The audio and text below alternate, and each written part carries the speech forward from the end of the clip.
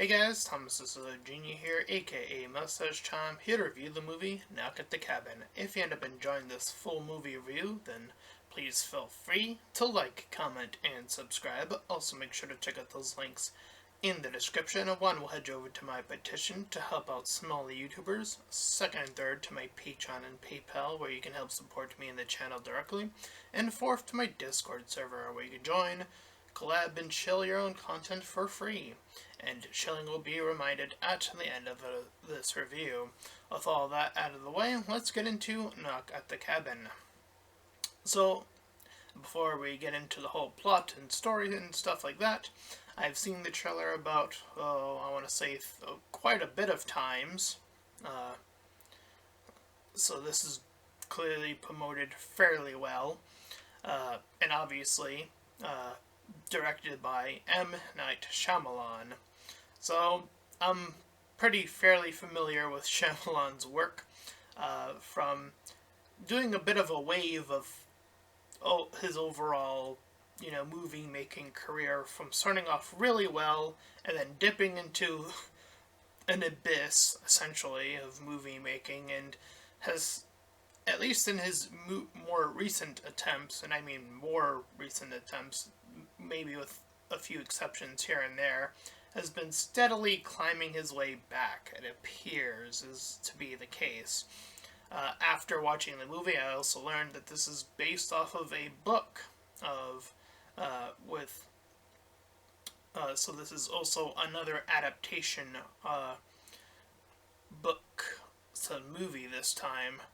So I know that immediately causes for potential concern, considering one of the previous adaptations he was given was Avatar: The Last Airbender, and we all know how that turned out, or for anyone who's watched that movie and knows of the series and how far removed it was and how bad it was in comparison.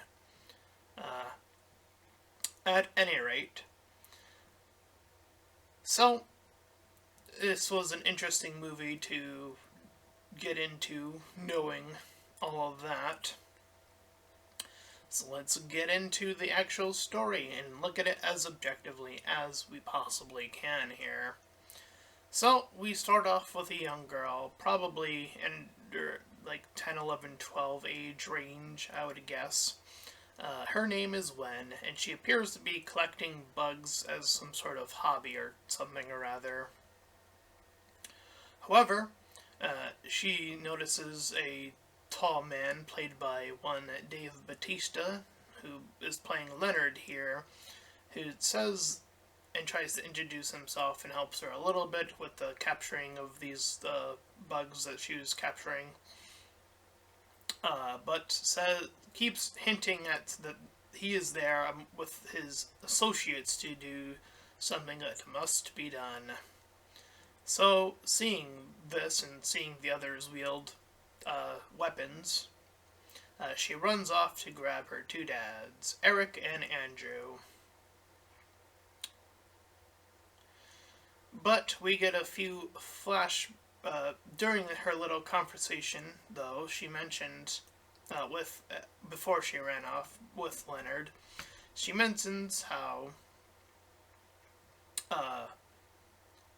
when she was confronted by a psychiatrist and saying that it's all, it's super special that she has two dads in the first place, that she felt like it was the opposite, meaning, like, she didn't believe what the person was saying.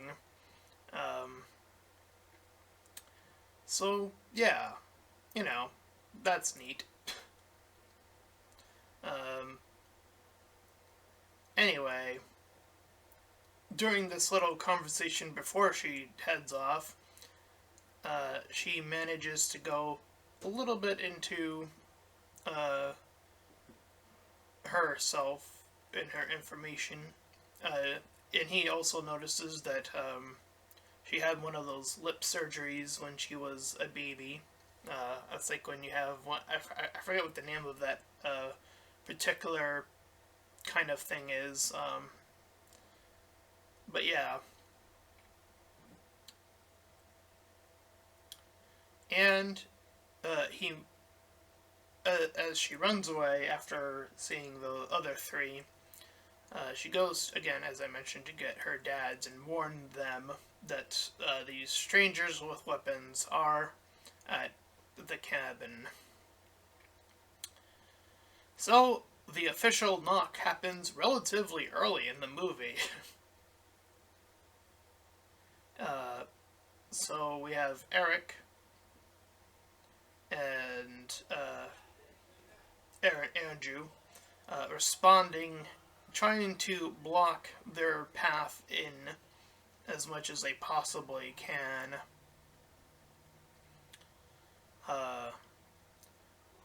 However, they start to break in through the windows and try to get in from other ways. So their stances won't be able to hold up for long, as their phone line is also cut off from access.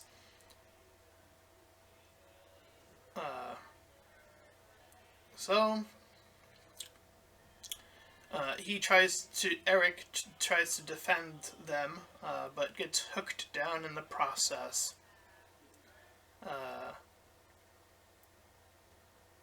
And we have a little bit of these flashbacks that sort of correspond throughout the movie.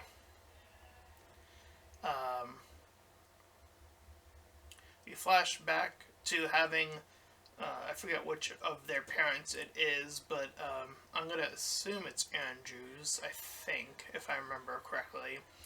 His parents over and having them wanting to sort of leave pretty quickly.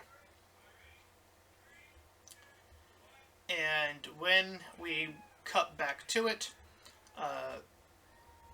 he assumes that this attack is explicitly being happening to them because they are gay, and there's definitely would be at the forefront of their, at least at one of their minds, or even potentially both of their minds.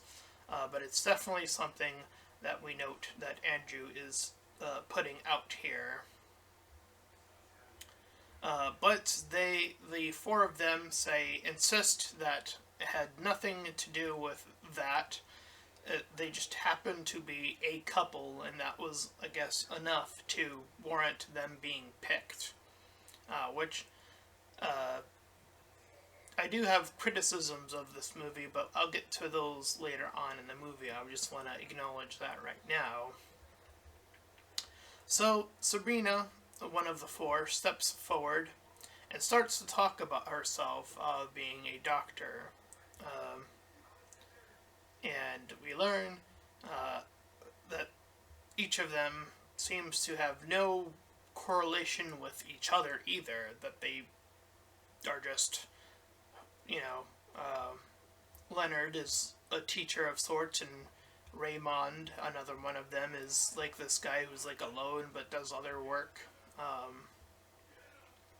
And Adrian is a cook. So now we have our four established.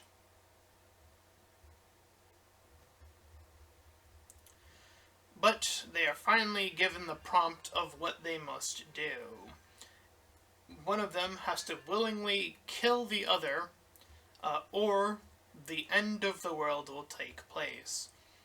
And with no other context other than just being told that, of course, none of them, the couple doesn't really believe them. I mean, I think that's a pretty realistic situation. If four strangers came into a couple's house and just said, hey, you have to kill your partner or the end of the world is going to happen without any other context, I'm pretty sure most people will be like, yeah, I'm not doing that. That sounds absurd. So, in a weird way, it does keep itself bizarrely grounded in that sense, despite its wild antics that begin happening a little bit later on. They claim, the four of them, that they all had visions that brought them here and brought them together. And they begin explaining that these four different events that will take place with the water beginning to rise, being the first of the 4 steps. And I think they go through all 4 of them before saying that when they both say no, they won't take part in this, because again, they still have no context other than what these people are saying.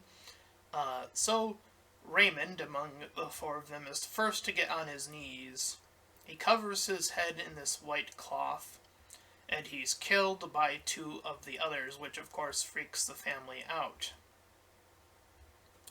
And we have a flashback to the couple at the hospital, and we learn here that they lied about their relationship to help them adopt the girl. I wrote her name up here somewhere. Mia, right? Sorry. Wen.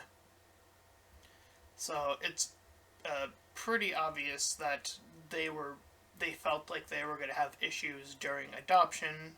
Of course, that being, I don't know what state this takes place in the flashback anyway, but that is definitely potentially still a very real issue, again, depending on where they might live. Of course, that being a reference to gay people not being able to adopt up until a certain point, but like I said, I think that there are certain areas that still don't allow it for whatever reason. So yeah. Anyway. Oh, I got lost in my notes because I was looking for a name. I do apologize.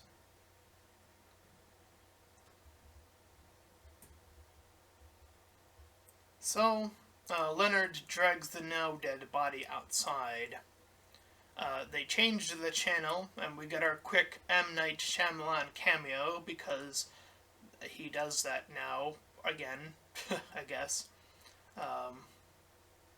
And we see that the news updates with what they had claimed to be a prediction coming to life, this being a tsunami dropping in on an entire area.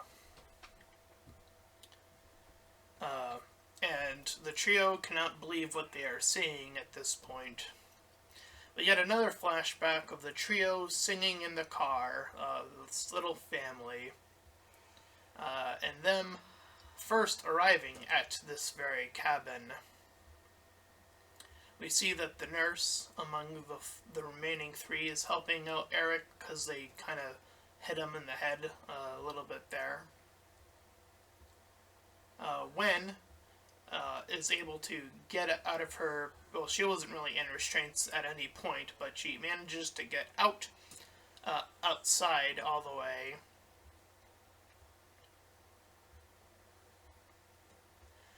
But the couple, I think it's Andrew once again, who's doubling down, saying that this news thing that was fake news, they probably prompted it to conveniently take place right after they did their killing of that one guy. During this, Wen escapes outside, but she's quickly grabbed by Leonard and pulled back inside. And this is where the movie once again tries to flip, and Andrew says he remembers Raymond. He claims that Raymond hit him with this glass, or attacked him, and he remembers this. So he's assuming that this is all part of Raymond's ploy. And he tries to convince the remaining of them that this whole message board that they got associated with clearly is like some sort of like, well, you probably are all in on this little plan. And says, and further exploits or explains that he assumes that they are part of some sort of suicidal cult. And this happens after the second of the two. I believe her name is Andrew. That's what I wrote in my notes anyway.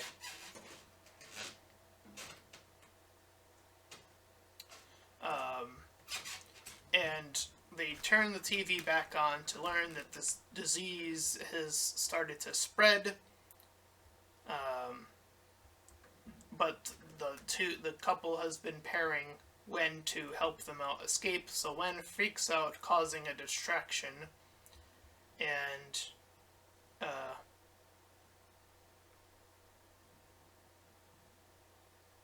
sorry, I said Andrew was next. I meant the cooking woman. Anyway, Andrew escapes to get out of his car, but he gets stopped by the doctor. He grabs his gun and manages to miss her the first time because he's like freaking out, and has her run without doing the rest of it. However, when he returns to the cabin, he aims his gun and Sabrina returns, so she looped around all the way around, I guess, and returned just to get shot. We cut back to that very attack via flashback at this point to see the attack and to confirm those suspicions were correct. So this is once again to place that doubt back into the audience of are these people being for real or not? And even after that, that is when Andrew started to start carrying a gun to defend himself. So he, with his gun in hand now, forces Leonard into the restroom. However, Leonard manages to hide well enough to attack them down, or at least him down. And since he's the last one, we start to see airlines go down, or airplanes, I should say, rather, go down from the air.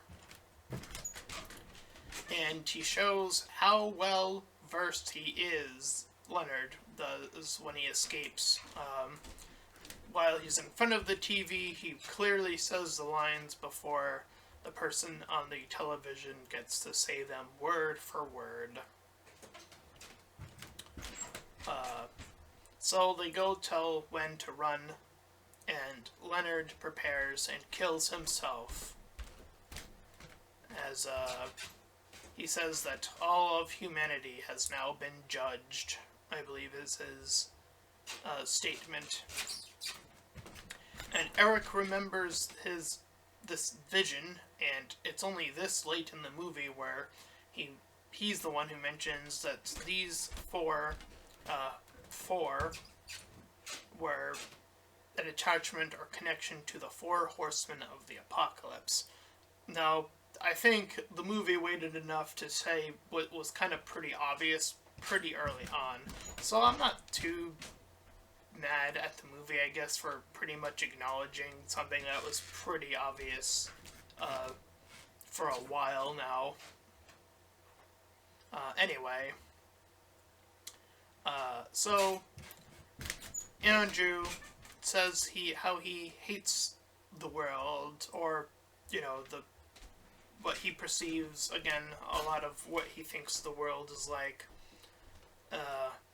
But Eric insists that he's the one at peace, and he's the one that is willing to let Andrew take the shot, and so he does, seeing how the world, at least now finally around the cabin itself, is starting to fall apart with lightning strikes and all of that stuff.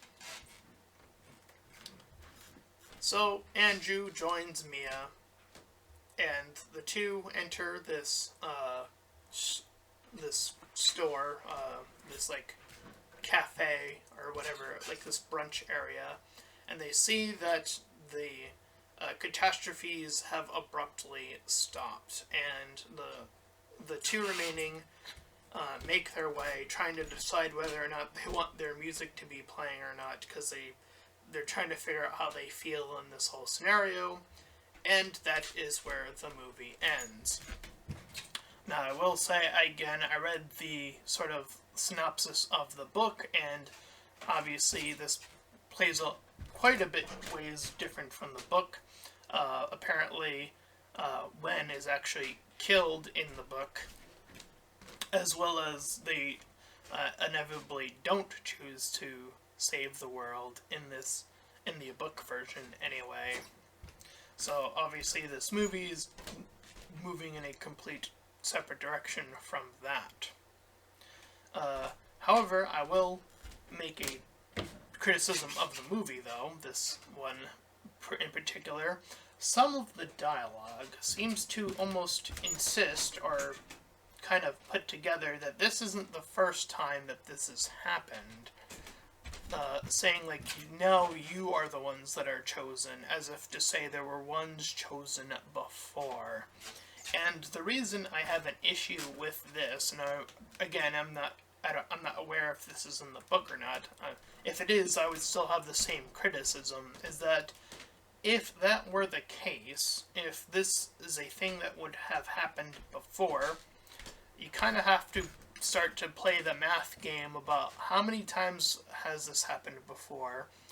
Most couples, at least within the first section, would probably all relatively be in doubt of, claims that are just being made.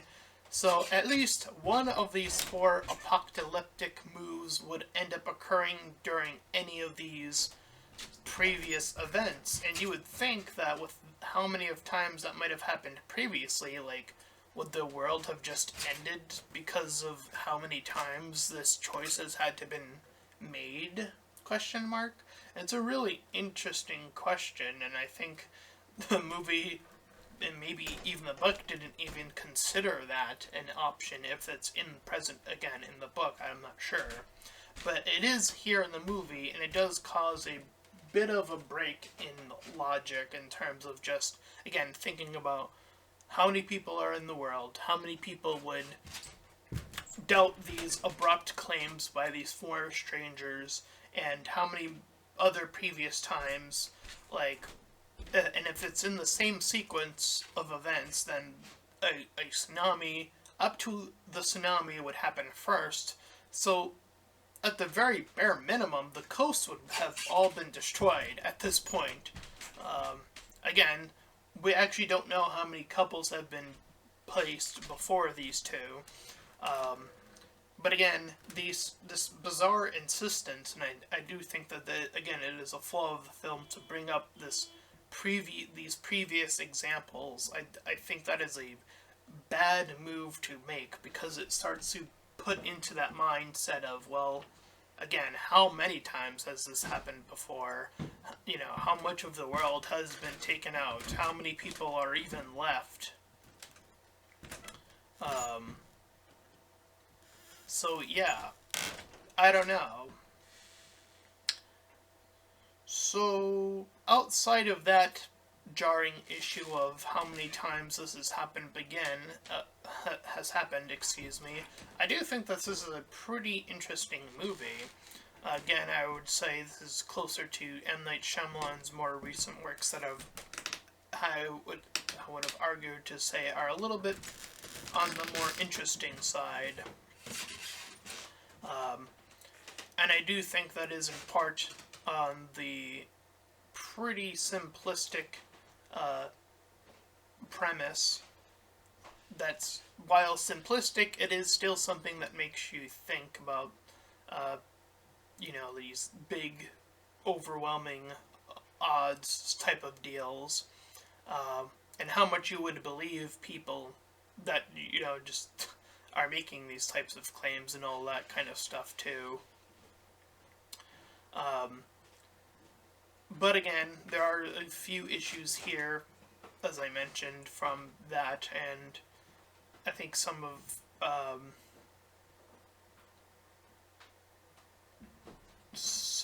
the...